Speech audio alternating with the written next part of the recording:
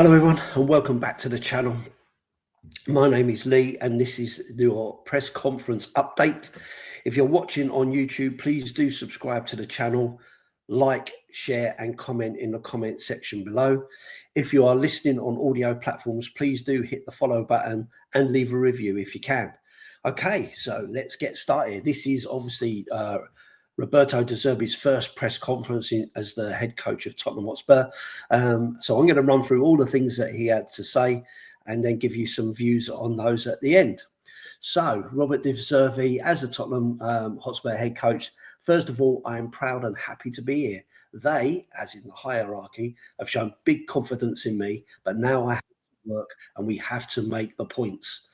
I am sure of the level of the players because many players in the past I was very close to bringing them to some of my former teams. They are working very well. I think I am not better than Thomas Frank or Igor Tudor. I consider them as very good coaches, but I try to bring my style, myself, my character, my personality and passion to help the players show their quality. And then to achieve our target, the most important part is the target. On message to the players, I have no message because in the last game against Nottingham Forest, they were fantastic before the game. The message is for my staff and players. We have to deserve their support because the fans are suffering like us, like the players. For fans, it's just one team. The players can change, but the fans is unique. There is just one. We have to make the fans happy, playing well for the right spirit, attitude and behaviour on the pitch. Then it's easier to make points. Roberto De Zerbi on feeling positive about survival chances. I understood there are good guys. They have been happy because all the players are good guys. They are suffering in a difficult situation. During the week it's easier, but I think the voice inside off the pitch is changing. I observed at the beginning of my time last week, and now I am more positive for sure. Roberto De Zerbi on Kudos setback. I started with not big luck. Kudos was in my head a crucial player, but we have to look forward anyway. We have a lot of very good attackers, and we have to help them show their qualities. Kolo Muani is not playing a great season, but he is a great player. Matisse Tell, I wanted him at Marseille. Xavi Simons is a big talent. Richarlison and Solanke, you know better than me. We have to put them in the best condition. De Zerbi on rumours that the players could leave. No, it's not important for me now. Now we have to push all together, all players, all staff, fans inside the stadium to achieve our goal. That's what we will see. I don't want players if they don't want to stay. My contract is for 5 years. For sure, I want to stay. My opinion in the transfer market session, because I am the coach, but I want to see the players happy to work with this club. Roberto De Zerbi on wanting to get the Spurs DNA back. My style is one part the style of play, and part is about the character and personality. I don't have time for principles or build up. I want to give organisation with the ball and without the ball. What I want to do and what I want to achieve is the character, the right spirit, courage to play and attack. The DNA of this club and squad is to find the goal to score. In the past, I can be able to transfer my principle. On why coming to Spurs now? Why now? Because it depends on the angle you look at the situation. From my perspective, it was a big opportunity. Tottenham is one of the most important clubs in the Premier League. The Premier League is the best league in the world. I love the qualities of the players. We have a lot of specific players for my style. Then there was the crucial part. There were 12 days before the first game. For me, it was important to have more than 1 week. I thought it could be important to understand the problems. I don't want to give too much instructions on the pitch if we are speaking about just football, but our organisation with the ball and without the ball. I hope in 10 days we reach this target for me. Roberto De Zerbi on players that have surprised him. In the last period, I watched a lot of games, especially Tottenham. One thing is to watch the game at home, and different is to work with them on the pitch. We have very big players, young players, Bergvall, Gray, Tell and Simmons. We have older players who are very important. Van der Ven is a crucial player for me, like Romero and Solanke. I want to see the same Gallagher I loved at Chelsea's time. I think I am lucky because I have big confidence in my players and their quality. I want to help them to play well. Their characteristics are very clear for me. On only why he only brought 2 coaches to the club, Roberto De Zerbi said, it is totally different, this situation, because we have no time to work like in Brighton. I don't want to put confusion in the players. They need a clear plan for the game without too many distractions. They have to play with courage and personality. They have to fight. My big demand is to show the right spirit. And finally, on Guillermo Vicario is not ready for the Sunderland game after his hernia surgery. Rodrigo Bentancur is training with the team but remains unavailable. So, first press conference from Roberto De Zerbi came across very, very well. A lot of important stuff that he's talking in there, a lot of confidence boosting stuff, naming specific players, your Gray, your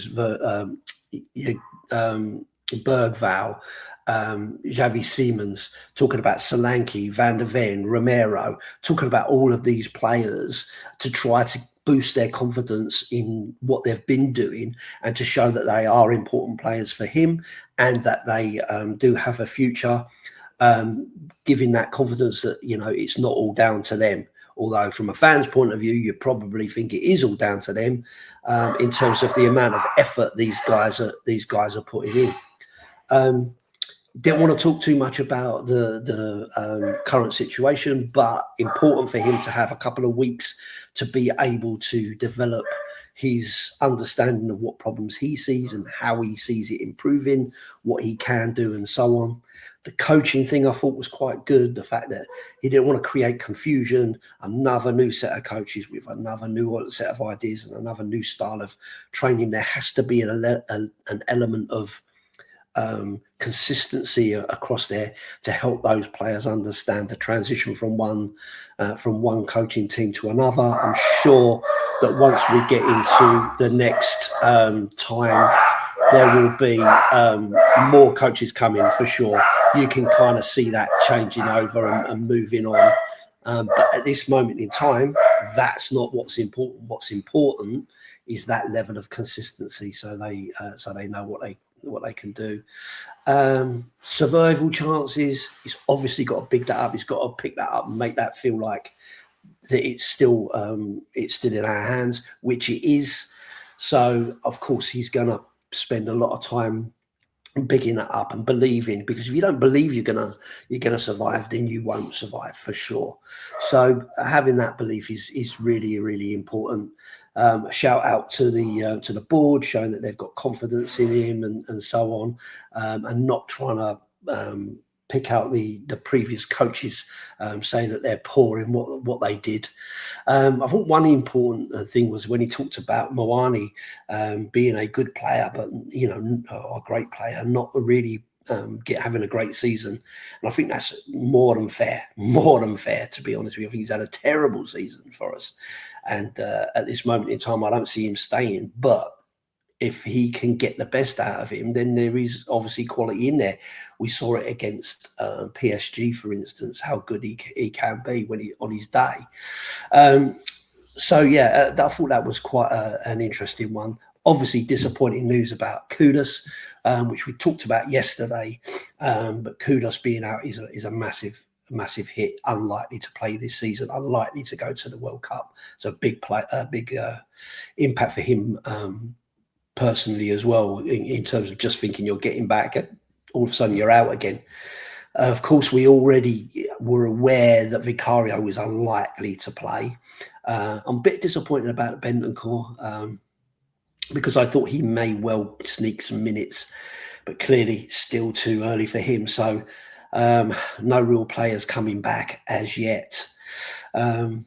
So yeah, it's obviously that he's gonna rely on Tell and Moani for sure in that team. We're kind of calling them out, and obviously calling out for Conor Gallagher to get back to his form that he had when he was playing for Chelsea, rather than the Conor Gallagher that we've kind of picked up at the moment, who's again doesn't seem like a great signing as it stands, but we know that he's a quality player. It's really, really frustrating, isn't it, when you look at some of these names on paper and you think some of these are decent players. There's a lot of teams that would have vied to buy those. Man United were after Matisse Tell, for instance. Bergvall had the opportunity to go to Barcelona. And this sort of thing. So you kind of look at it and you think, some of these players are good enough. If it all clicks together, what's stopping them really hitting the ground? So yeah, good to have that. Good to have that press conference out of the way. Some good comments from him. First one, it'll be interesting to see what he says after the game, depending on what the result is. So I'll be looking out to see that, and we'll see how he goes from there. And fingers crossed we get a win, and he can start off very well and build from there. That's what we're all looking for, isn't it? After all. Anyway, I'm going to leave it there. Watch the video of the press conference yourself. Make up your own mind. If you've liked this video, please do give us a thumbs up. Share and comment in the comment section below, as I said at the beginning. If you're listening on audio platforms, please do hit the follow button and leave a review if you can. My name's Lee The Dorset Spur, helping Chris on his channel, giving me the opportunity to do these updates, which I'm much grateful for. Do have my own channel, so if you like my style and the kind of way I come across, please do feel free to hop across. Lee The Dorset Spur, you'll find me on all socials, but particularly on YouTube. Pop along, say hello, and give us a sub if you feel it's appropriate for you. But thanks for watching this episode, and I will see you on the next one. Up the Spurs.